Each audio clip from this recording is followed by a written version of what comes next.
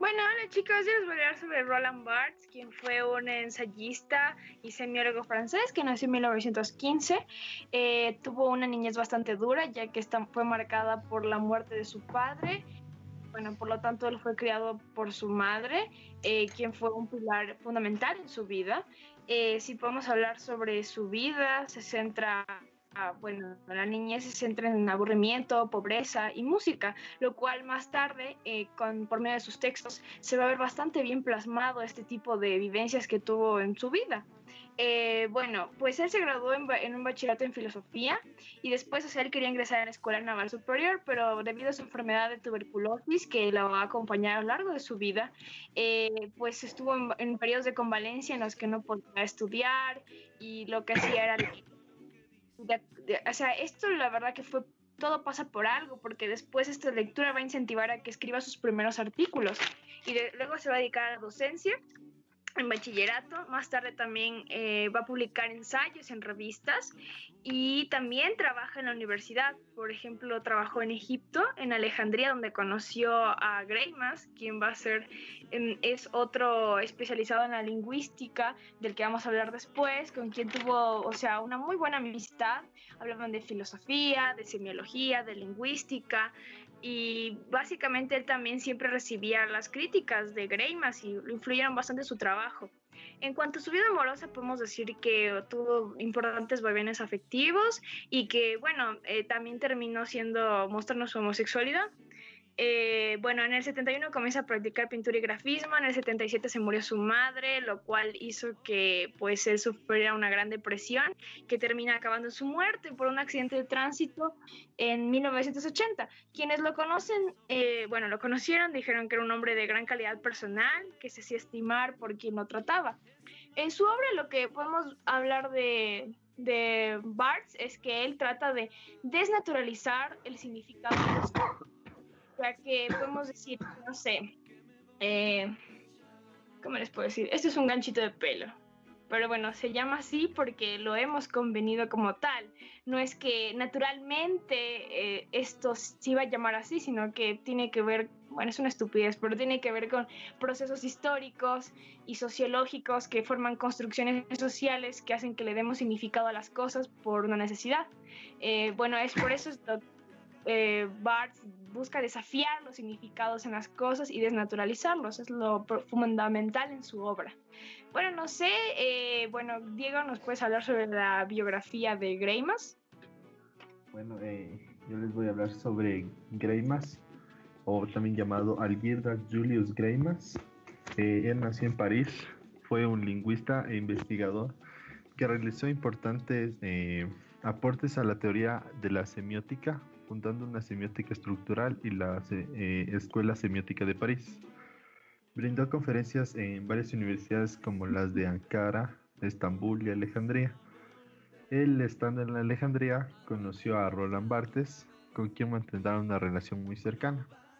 Él también encabezó las investigaciones en semiótica y lingüística en París, poniendo las bases para la escuela de semiótica. Más tarde, Greimas comenzó a investigar y reconstruir la mitología lituana. De ahí, Adrián nos va a hablar sobre el pensamiento semiótico. Empieza.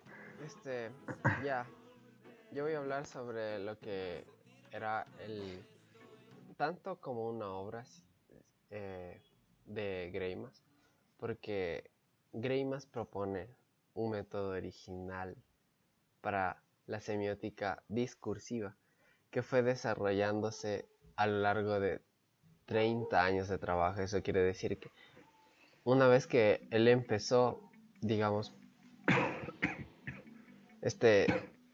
su investigación duró 30 años.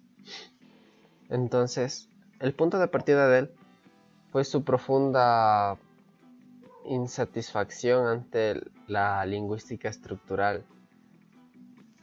O sea, estaba indignado por esto. Que era esta lingüística estructural era de mediados de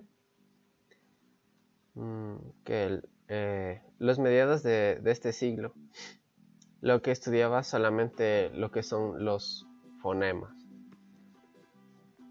y, o sea, fonemas y morfemas. Son unidades gramaticales que pueden generar un número infinito de oraciones. Y el techo es de este método que se veía reducido por su mayor unidad de análisis.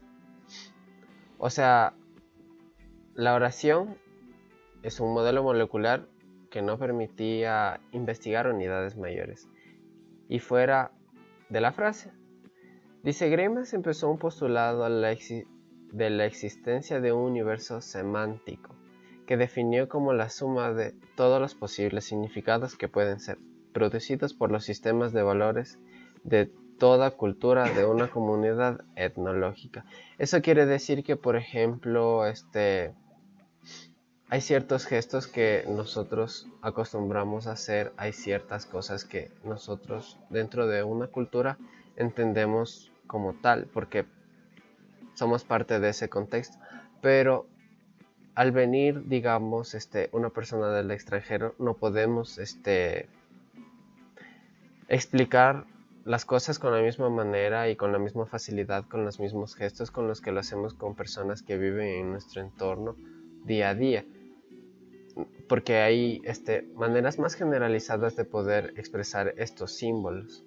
Dice, a medida que el universo semántico no puede ser concebido en su totalidad, Greimas se vio llevado a introducir nociones de un microuniverso semántico y un universo de discurso actualizado en escritos. También nos habla de una hipótesis de partida, que es el significado en sí de lo que es articulado o narrativizado. En segundo lugar, para él las estructuras narrativas pueden percibirse en otros sistemas que no dependen necesariamente de las lenguas naturales. Como les decía, no hay una necesidad de que dependa de que vengas de una cultura para que te puedas expresar, porque hay una generalidad, hay ese decir de como cuando dices hay un estándar. Esto también se aplica a la lingüística.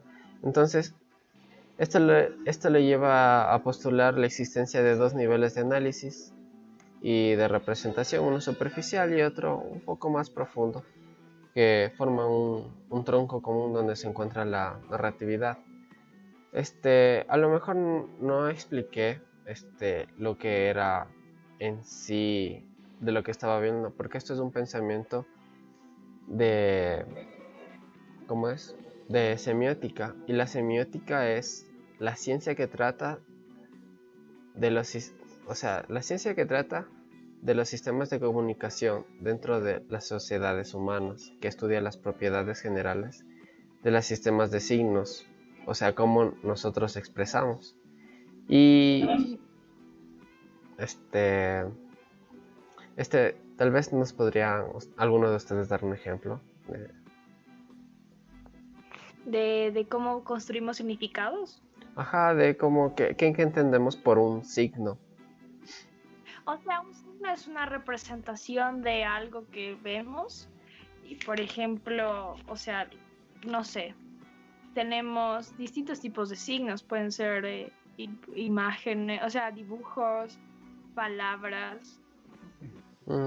También pueden ser... Sí, aquí dice que se entiende por un objeto o un evento presente en un lugar de otro, o sea, es de un lugar presente o de otro objeto o evento que está ausente. Eso quiere decir que todo expresa algo, todo significa algo. Sí, nosotros, al ser humano le gusta nombrar todo lo que nos rodea, es como una necesidad tener que decir nosotros necesariamente debemos de clasificar las cosas, o sea, todo podemos clasificarlo, darles nombres, porque no podemos vivir con el hecho de que algo existe y no tiene un significado. Pero, Ajá. no. Exactamente. Una cosa, ¿podemos ver fotos de nuestros autores? Sí, claro. Gracias por ver. hacerme acuerdo de eso. Aquí tenemos a Roland Barthes con lo más joven, o lo que sugerimos nosotros, que es una foto de él cuando está joven. Él está posando al lado de su... O sea, ajá, pensamos que, o sea, a lo mejor nos encuentran fotografías de él joven, o sea, vemos más de mayor, porque en ese tiempo la gente que tenía, solo la gente que tenía mucho dinero se podía sacar fotografías, entonces supongo que como él era una persona de escasos recursos, no tenía lo suficiente para hacerse una sesión de fotos, ¿no? Lo mismo que puedes hacer con Greimas, sino que cuando tuvieron mayor apogeo, pues ahí tuvieron la oportunidad de ser fotografiados. Sí, aquí tenemos lo que es el viejito Greimas. Como podemos notar, entre estos dos, la pose de Greimas es como que un poco más natural. Es como que, ajá, captada en un momento cualquiera. A diferencia de Roland Barthes, que es como que se preparó para una pose, que su pose es como que un poco más significativa. Tiene su cigarro entre los dedos, tiene su libro. O sea, yo creo que para conclusión de todo esto, o sea, la arquitectura tiene que ver mucho también con la semiótica, o sea, por lo que nosotros cuando hacemos tienen que tener un significado y nosotros le otorgamos algo, pero también las personas lo perciben de otra manera, tal vez a lo que nosotros queremos dar significado a determinado objeto o determinada técnica que utilizamos para pues construir, no sé ustedes, yo lo vi de esa manera. ¿Algo que opinar, Diego? No, De mi no parte tengo, tampoco es como que no tengo nada. haya mucho que decir. Ya realmente en clase podemos despejar dudas, pueden hacer preguntas. Ahorita, por ejemplo, ustedes van a estar en la clase, así que pregunten, por favor. Y bueno, gracias por atender a nuestra desastrosa presentación. Ideas locas y bueno, en fin, además estoy muy despeinada, lo siento, pero bueno, así soy yo. Bueno, ¿qué más podemos decir? Bueno, nos despedimos. Gracias por la atención, chicos. Muchas Adiós. gracias. Chao. ¿Cómo verga pago esto?